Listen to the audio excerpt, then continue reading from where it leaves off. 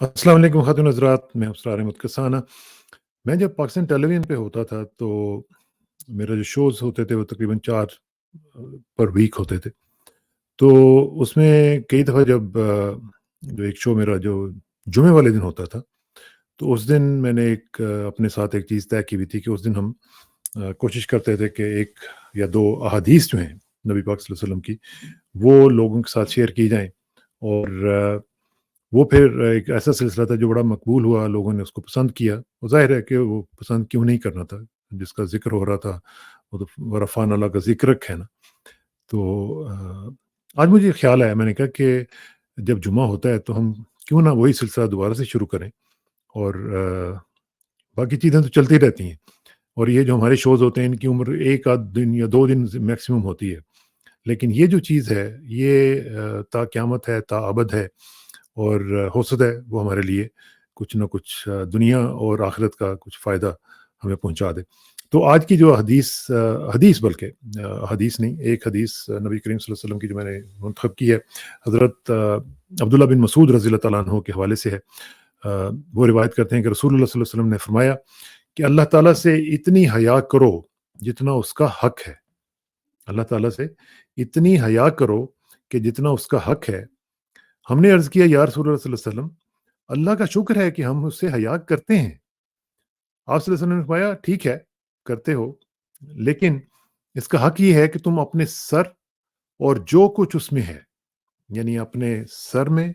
और उसके जो दिमाग है या जो भी सोचें हैं, उसमें जो कुछ भी है, उसकी हिफाज़त करो। यानी अपनी सोचों पे भी पहरे बिठाओ। ये मैं अपनी तरफ से कह रहा हूँ। उनके अल्फ़ाज़ ये हैं कि उन उसके अंदर जो कुछ है, उसकी हिफ़ाज़त करो। फिर पेट और उसके उसके अंदर जो कुछ है, उसने जो कुछ अपने अंदर जमा किया हुआ है, उसकी भी हिफ़ाज़त करो।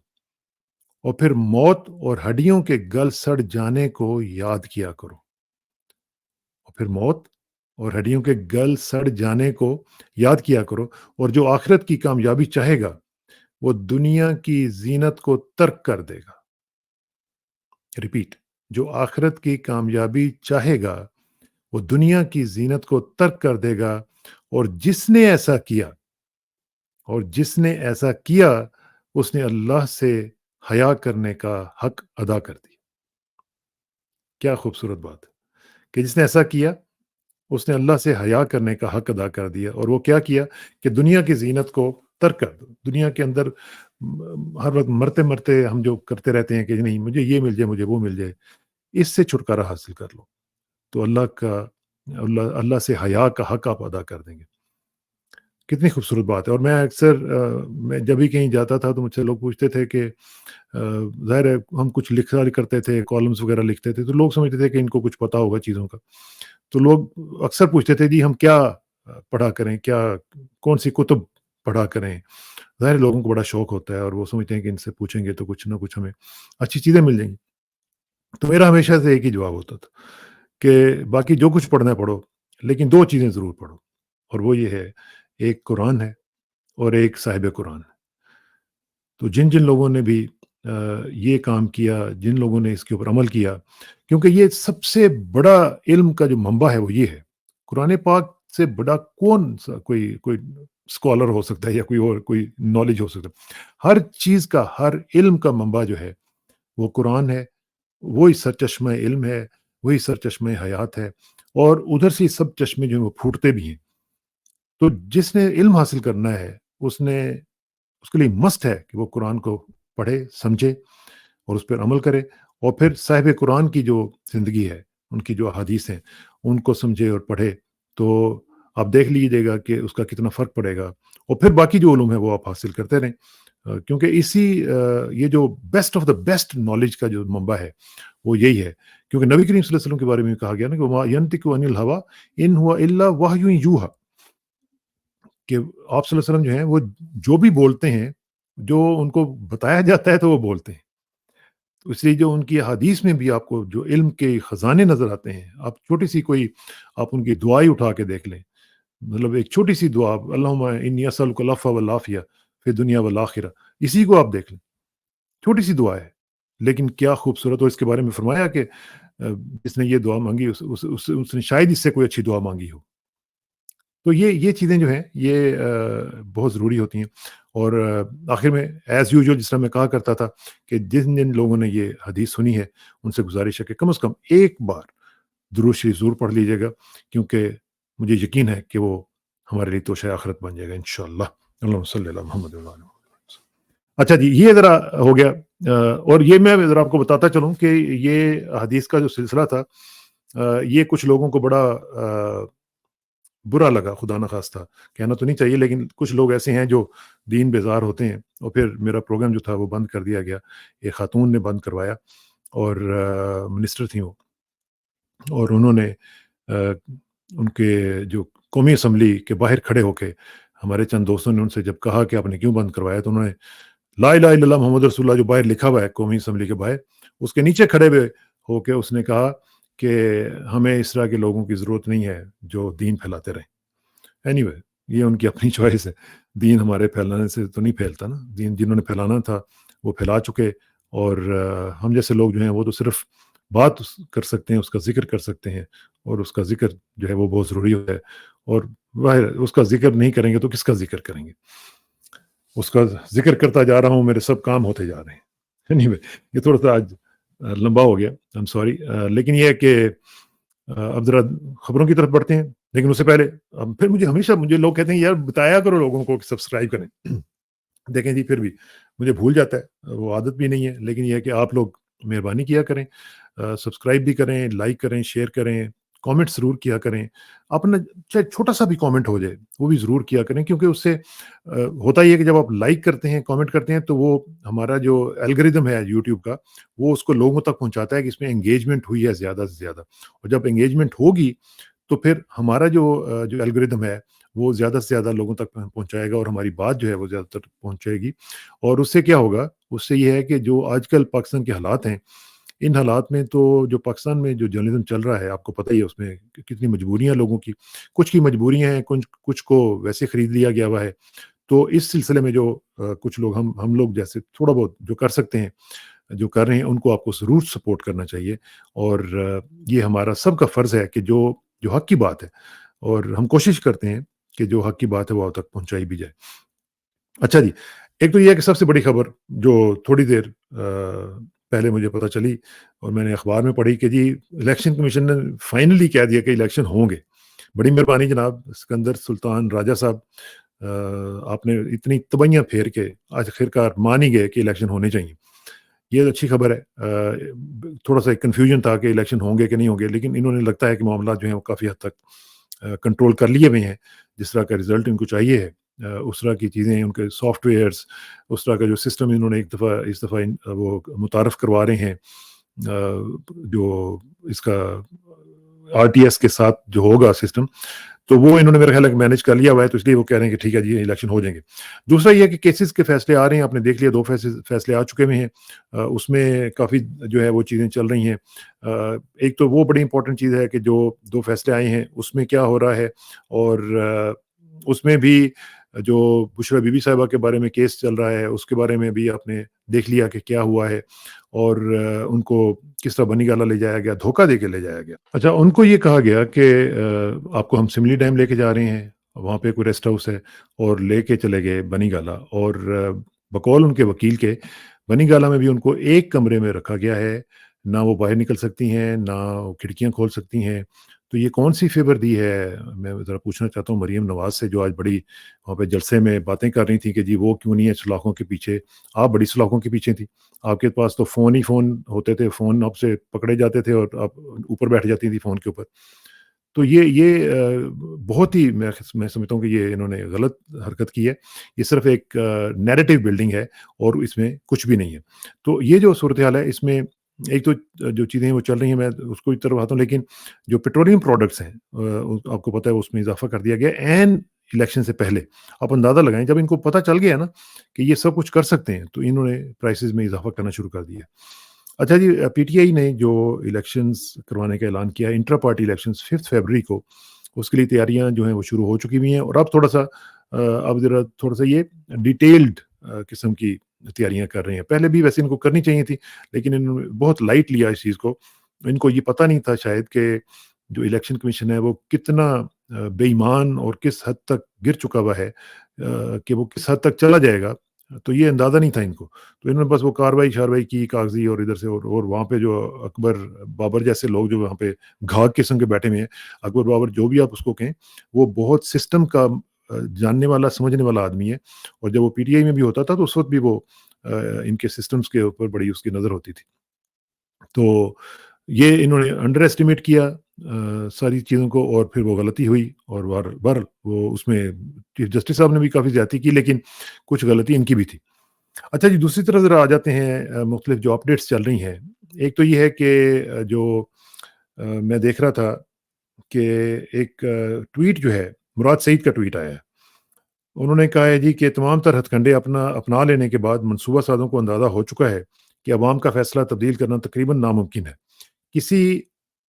किसी न किसी शक्ल में तहरीक इंसाफ को खेल का हिस्सा रखना भी मजबूरी है, ताकि दुनिया इंतखाबात की शफाफियत पर ज़्यादा सवाल ना उठाए। लेकिन लंदन प्लान की कामयाबी और बैरूनी आकाओं के साथ किए वादों और ज़ाती मफादात का तहफ़्फ़ुज़ भी मतलूब है। इसलिए बुशरा बीबी के ज़रिए खान साहब को दर्ज झैल शराइत पहुँचाने की कोशिश की गई है। नंबर 1, मुक़तदरा के मातूब करार दिए गए अफ़राद, जिनमें मुराद सईद का भी नाम है, तहरीरी माफ़ी माँगो जी, और हमेशा के लिए सियासत से किनारा कशी इख्तियार कर लें। उनके ख़ानदान के अफ़राद में से किसी को आगे लाया जा सकता है, लेकिन वो खुद दोबारा सियासत में हिस्सा नहीं लेंगे। नंबर 2, इमरान खान अगले 3 साल बनीगाला में मुक़य्यद रहेंगे, और पार्टी या इंतखाबात जीतने के नतीजे में बनने वाली तहरीक इंसाफ की हुकूमत को किसी किस्म का कोई मशवरा सियासी या हुकूमती अमूर से मुतल्लिक नहीं दे सकेंगे। नंबर 3, इमरान खान को 3 नाम दिए जाएंगे, जिनमें से किसी एक को वो अगला वज़ीर आज़म नामज़द कर देंगे, और अवाम में तासुर यही दिया जाएगा कि ये फैसला इमरान खान की जानिब से किया गया है। 1 साल तक इस हुकूमत की कारकर्दगी को जांचा जाएगा, और उसके बाद इमरान खान और तहरीक इंसाफ के मुस्तकबिल का फैसला किया जाएगा। उसके बाद फैसला किया जाएगा। अब फैसला कौन करेंगे वो आपको पता ही है। जो कहते थे कि 5 साल अगर पूरे ना हों, तो फिर हम क्या मुल्क को तोड़वा दें? तो वो फैसला करेंगे। अच्छा, ये अब लंबी बातें हैं, लेकिन ये है कि एक चीज़ जो है, जो अ, कल मुकालमा हुआ बुशरा बीबी के केस में, और ये जो इद्दत वाला इन्होंने मजाक बनाया हुआ है, यकीन करें इनको इनको पता ही नहीं है कि ये अल्लाह ताला से, मुझे समझ नहीं आती क्यों नहीं डरते। ये क्या कर रहे हैं, और ये अपनी आखिरत को बर्बाद कर रहे हैं कि एक औरत के ऊपर इल्ज़ाम लगा रहे हैं, और पब्लिकली इल्ज़ाम लगा रहे हैं। तौबा इस्तग़फ़ार, मैं आपको यकीन करें,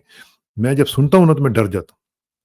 कुछ आके उसको रिपोर्ट किया जाए या उसको बताया जाए, और ये तो लोग कर रहे हैं, और जो करवा रहे हैं, इनको अंदाज़ा नहीं है कि ये क्या कर रहे हैं। किसी औरत के ऊपर इल्ज़ाम लगाना, और उसके कैरेक्टर के ऊपर इल्ज़ाम लगाना, ये पढ़ें कुरान पाक और इनको लग पता जाए कि इनके साथ क्या होगा।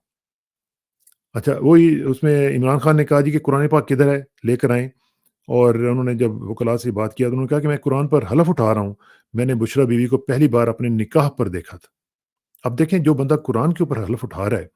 और वो तैयार है कि ये कहने के लिए कि जी मैंने अपनी बीवी को उस दिन देखा था जिस दिन निकाह हुआ था, और उसको वो कह रहे हैं कि नहीं,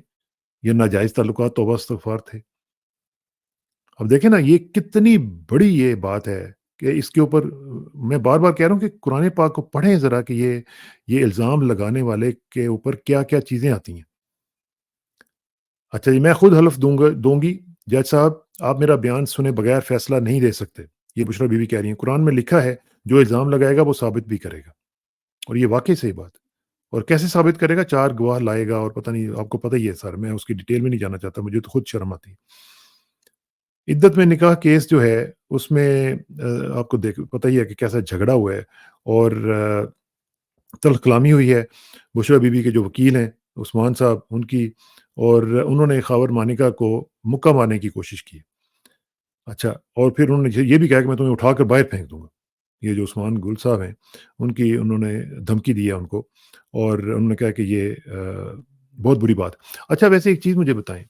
ये जो सारे लोग हैं, ये ख़ावर मानिका साहब, ये तो पहले कहते थे कि इमरान खान जैसा कोई बंदा ही कोई नहीं है। इतना शरीफ और इतना नेक इंसान है कि मैंने ज़िंदगी में नहीं कभी देखा। ये उनकी स्टेटमेंट है। जैसे ही सॉफ्टवेयर अपडेट हुआ है, जैसे ही कुछ दिन रह के आए हैं उधर मुलाकातियों के साथ, تو آ کے فوراً ہی سارا کچھ چینج ہو گیا۔ اور وہ ایک انتہائی ڈوبیس قسم کا ایک کیریکٹر ہے جو اوون چودھری ہے، آپ اندازہ لگائیں، ہم دیکھا کرتے ہیں اس کو بنی گالا میں، ہی واز جسٹ ایک نوکر تھا، اور دیکھیں اس کی آپ حرکتیں دیکھیں، کیسا کوئی بدنصیب اور بہت ہی کوئی بدطینت آدمی ہے کہ جس نے یہ نہیں دیکھا کہ اس شخص نے جس نے اس کو اتنی عزت دی، اس کو اپنے ساتھ رکھا، اس کو تو کچھ جانتا نہیں تھا پوری دنیا میں، ہم بھی نہیں جانتے تھے، حالانکہ ہم جاتے تھے اس وقت، اور عمران خان کے ساتھ آپ کو پتہ ہے ہم لوگ بڑا انگیجڈ رہتے تھے، آنا جانا رہتا تھا، لیکن یہ اس کی اتنی دیکھیں مجال کہ یہ اس نے یہ نہیں دیکھا کہ ایک بندے نے کتنا احسان کیا تمہاری ساری زندگی میں، تمہارے نام کے ساتھ عمران خان لگ گیا، اب اسی کو کیش کراتے رہو گے اور کرا رہے ہو، یہ کیسے لوگ ہیں؟ اچھا یہ 10 گھنٹے جی رہی ہے جو سماعت ہے، اور 3 گواہان کے جو بیانات ہیں وہ قلم بند ہوئے ہیں، اوون چودھری کے اوپر بھی جو ہے وہ جرح مکمل ہوئی ہے، خابر فرید مانیکا کے بیانات پر بھی ہو گئی ہے، اور مفتی سعید جو ہیں اور لطیف، یہ بھی ان کے جو گھر کے ملازم ہیں، ان کے اوپر مکمل کریں گے کل، تو اب دیکھتے ہیں کہ اس میں کیا ہوتا ہے، لیکن صورتحال یہ ہے کہ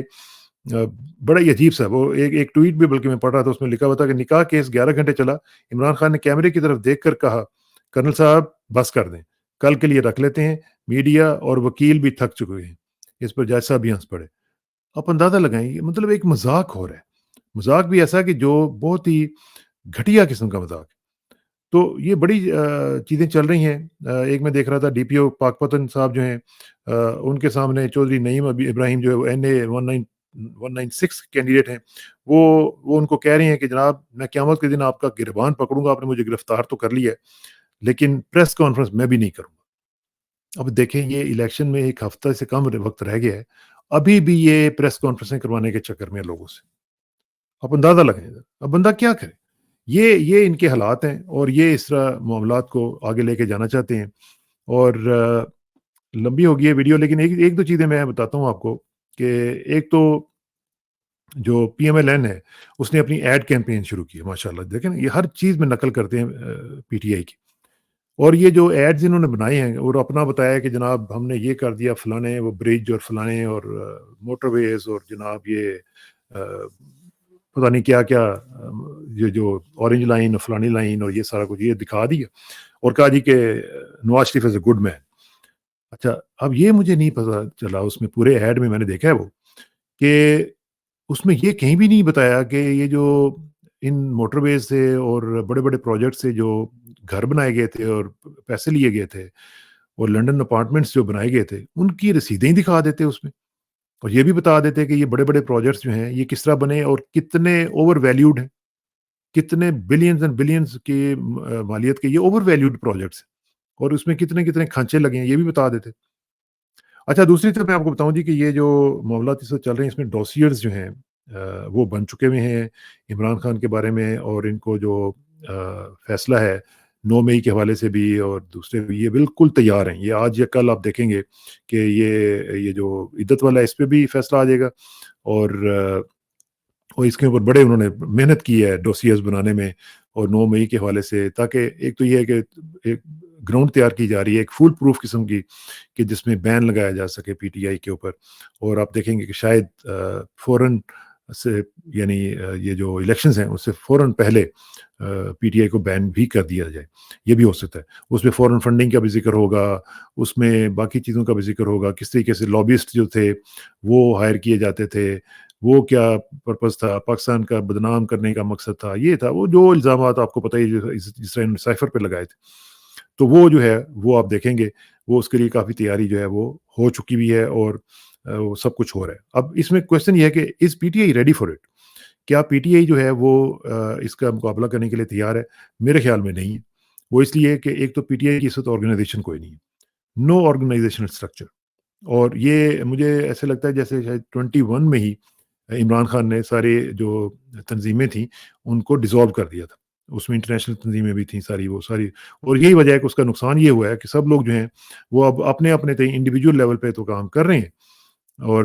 لیکن جو ایک سینرجی ہوتی ہے، جو ایک کوہیسیونیس ہوتی ہے کسی ایک آرگنائزیشن کی، جس سے آرگنائزیشن جو ہے وہ امپیکٹ ڈالتی ہیں، وہ اس وقت نہیں ہے، تو میرے خیال میں کہ یہ بہت بڑا نقصان ہوا ہے جو پی ٹی آئی کو اٹھانا پڑ رہا ہے۔ اب دیکھیے اس میں کیا ہوتا ہے، اب انٹر پارٹی الیکشنز بھی آ رہے ہیں، اس میں کیا ہوتا ہے، اس میں بھی آپ دیکھیے گا کہ ای سی پی جو ہے، الیکشن کمیشن جو ہے، وہ کوئی نہ کوئی لُچ تو تلے گا، وہ یہ ہو نہیں سکتا کہ وہ اس میں ان کو آزاد کینڈیڈیٹس جو ہیں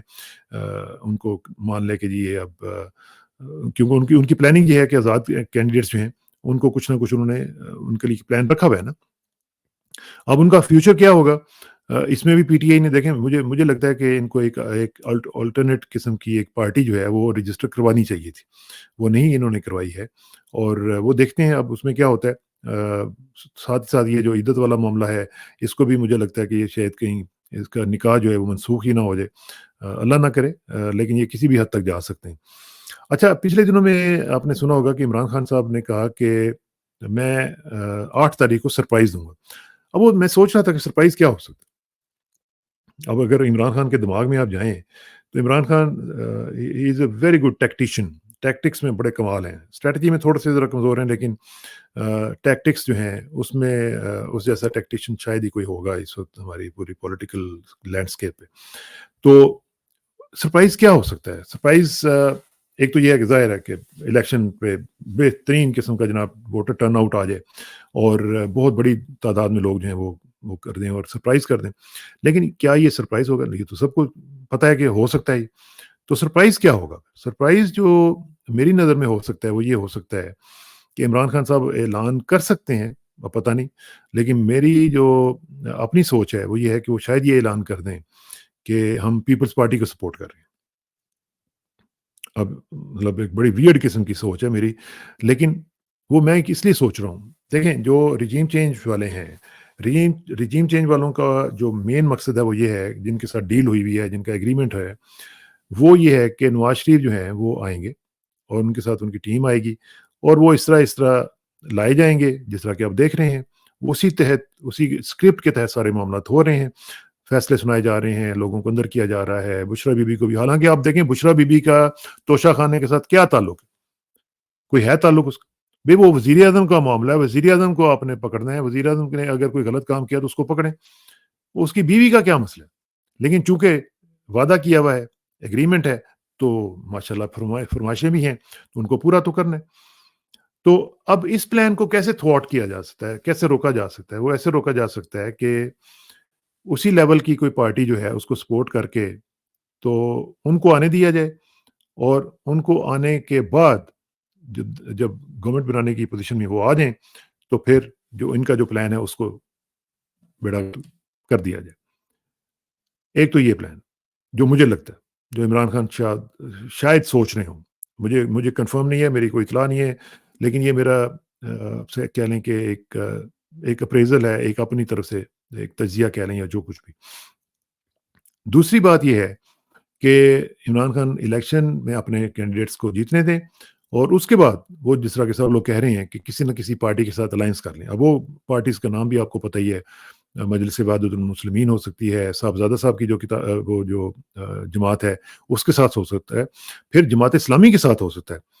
اور جماعت اسلامی کے ساتھ مل کے بھی وہ جماعت کے ساتھ کر کے، جس طرح پہلے انہوں نے اتحاد رکھا ہے کے پی کے میں، آپ کو یاد ہے کہ ایک زمانے میں اتحاد ہوتا تھا، تو وہ خیر وہ سرپرائز نہیں ہوا کیونکہ وہ تو آلریڈی اس پہ بات چیت ہوتی رہی ہے۔